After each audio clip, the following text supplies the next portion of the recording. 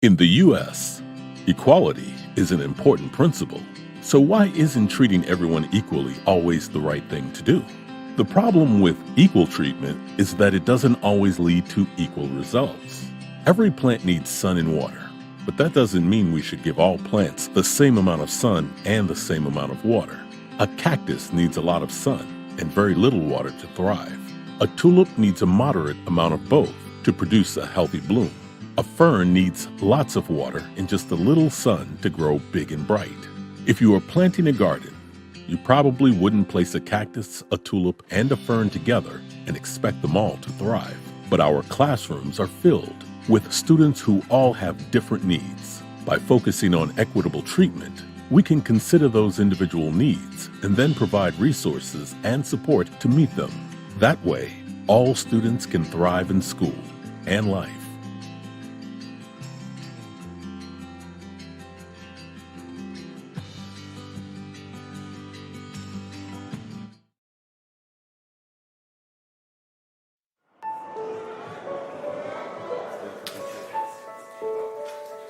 I would like to become a pediatric physical therapist so I can help kids. I want to apply to UCLA and major in psychology. I want to be an entrepreneur and start my own clothing brand. I'm hoping to go to a four-year college and major in architecture. I want to be an animator. I want to practice law. I want to help either in civil law or immigration law because those are the things that I see that are needed in my community to move forward.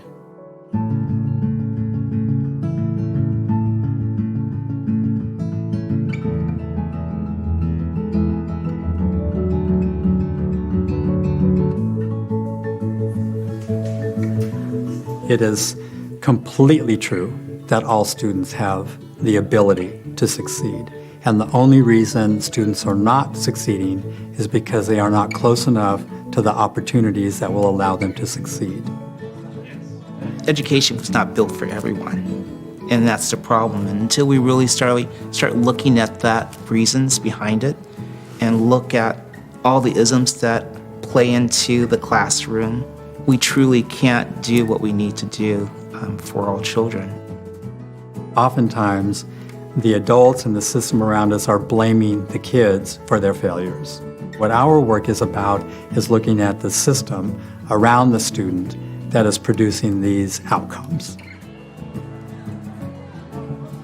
Students that go through different things such as homelessness, foster care, even people who migrate to this country or move states need more support to just go through the education system because they have to deal with coping with what happened to them or is happening to them.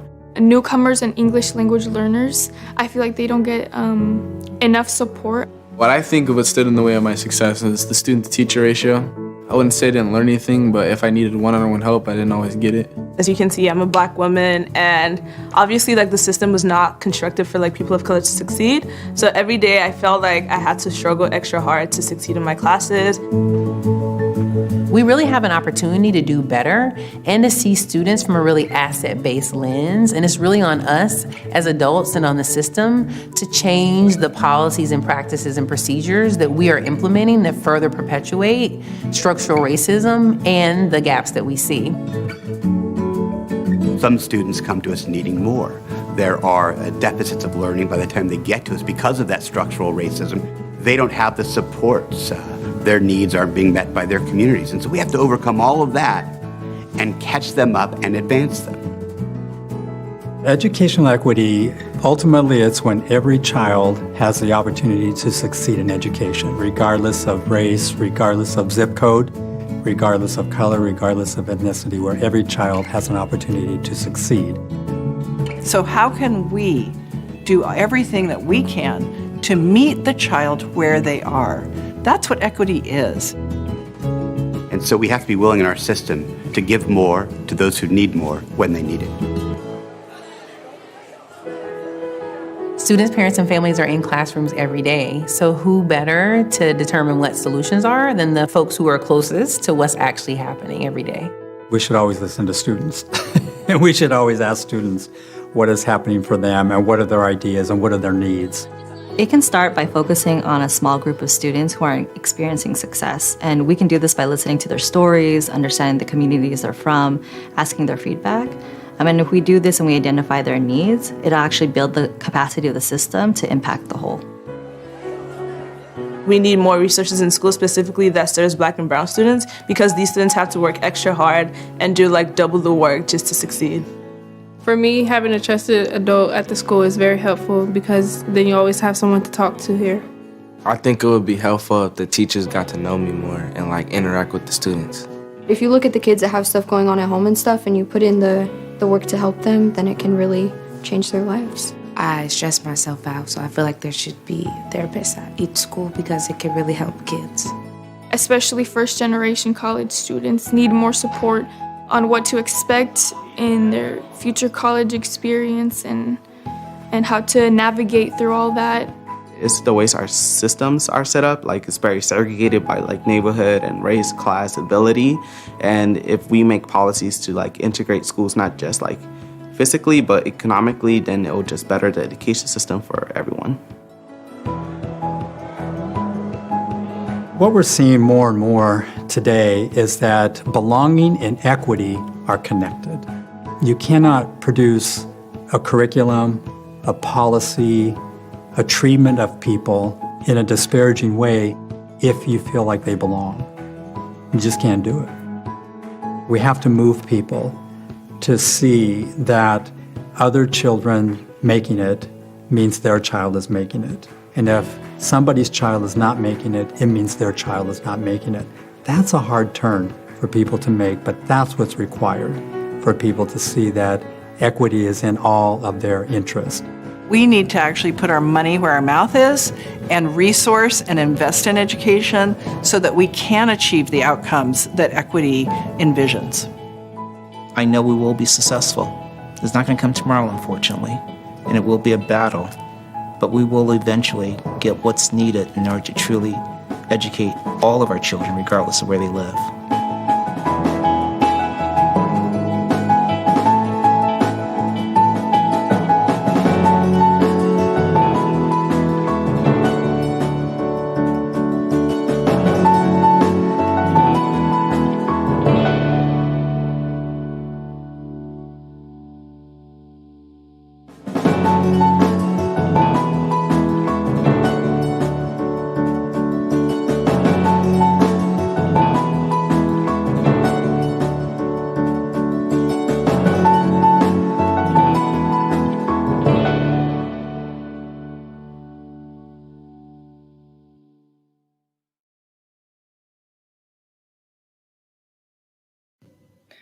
Today, we are talking about equity and equality. But you might be wondering, wait, aren't these the same thing? They look the same, they sound similar, so aren't they the same? No, in fact, they're really different concepts, even though a lot of us get the two confused. So let's break them down. You probably already know what we mean when we say equality. We're talking about two things that are the same or have a similar value. When we treat two people or two groups of people equally, we make sure that they have or get the same things. For example, if I want to give Betty some apples, then I need to give Ben the same number of apples to treat them with equality. Along the same lines, if I want to give the nursing program a budget increase, then I need to make sure that I give the culinary arts program the same budget increase to treat them with equality. That makes sense. But that's not the same thing as equity. Equity can be defined as giving everyone what they need to be successful. In other words, it's not giving everyone the exact same thing. And here's where the difference between equity and equality really come in, because it's important to remember that if we give everyone the exact same thing, expecting that we'll make people equal, it assumes that everyone started out in the same place. So here's an example. In this instance, we give everyone the exact same box, we treat them with equality, so that they can see over the fence. Well, that's great for the person on the left because they were already taller, but it's not so great for the person on the right who still can't see over the fence. From an equity perspective, we wouldn't want everyone to have the same size box because everyone isn't the same height to start out with. With an equity mindset, we would get everyone what they need to raise them up to the same level. Here's another example. With equality in mind, we can treat everyone the same and give them all the same bike, but that doesn't really help the person on the left who can't ride that kind of bike, or the person in the middle that is too small for that bike. So when we think about this situation with equity in mind, equity tells us that we need to give everybody a different kind of bike so they can all enjoy a bike ride. As you might guess, this is where the concept of fairness gets tricky for some folks. We often think that being fair means that everybody gets the same thing, and that's what we were taught when we were growing up. But fairness really only works when we're all the same to start out with. So this is a new idea for many of us to think about. There is this great American saying that people just need to work hard enough and pull themselves up by their own bootstraps. It's this idea that everyone can be successful if you just work hard enough. Well, that's a lot easier to do when some of us were born with longer arms to pull up those bootstraps, or maybe we were given longer bootstraps when we bought our boots. So let's think about moving away from the bootstrap idea and instead think about shoes. There is a quote by Nahid Dasani that goes, "Equality is giving everyone a shoe, but equity is giving everyone a shoe that fits."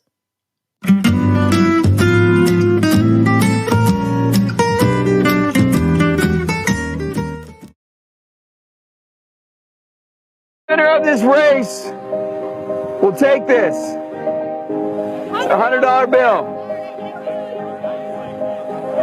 Before I say go, I'm going to make a couple statements.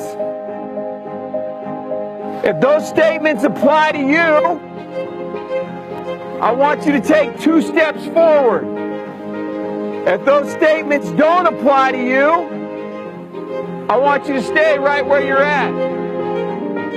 Take 2 steps forward if both of your parents are still married.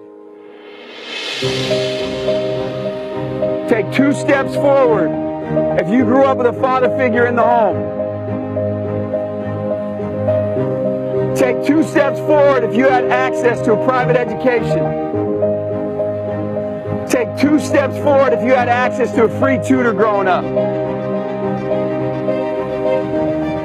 Take 2 steps forward if you've never had to worry about your cell phone being shut off. Take 2 steps forward if you've never had to help mom or dad with the bills. Take 2 steps forward if it wasn't because of your athletic ability, you don't have to pay for college. Take 2 steps forward if you never wondered where your next meal was going to come from. I want you guys up here in the front just to turn around and look. Every statement I've made has nothing to do with anything any of you have done. Has nothing to do with decisions you've made. Everything I have said has nothing to do with what you've done. We all know these people up here have a better opportunity to win this $100. Does that mean these people back here can't race? No. We would be foolish to not realize we've been given more opportunity. We don't want to recognize that we've been given a head start. But the reality is we have. Now, there's no excuse. They still got to run their race. You still got to run your race. But whoever wins this $100, I think it'd be extremely foolish of you not to utilize that and learn more about somebody else's story. Because the reality is, if this was a fair race and everybody was back on that line, I guarantee you some of these black dudes would smoke all of you. And it's only because you have this big of a head start that you're possibly going to win this race called life. That is a picture of life, ladies and gentlemen. Nothing you've done has put you in the lead that you're in right now. When I say go, on your mark, Get set. Go.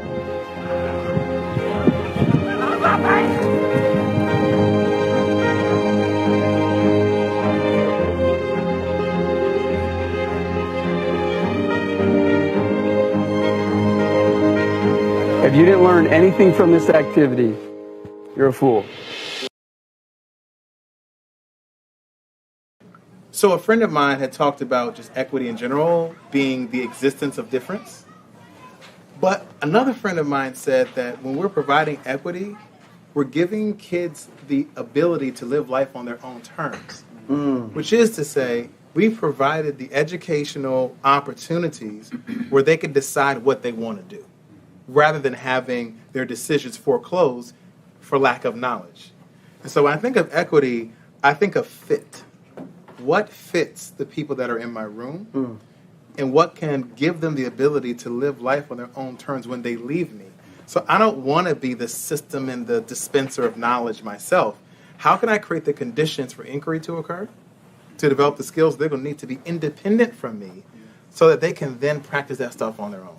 I'd rather not be like a superstar to them. I'd rather be a Sherpa. I'd rather be the guy that's guiding them through. And then they start to understand, you know what, I can do this. Because you can only know what you can do when you do it independently. Yeah. And so how are we setting up our systems, for all of our vulnerable children so they can live life on their own terms? I think that's equity in the best way that I understand it now.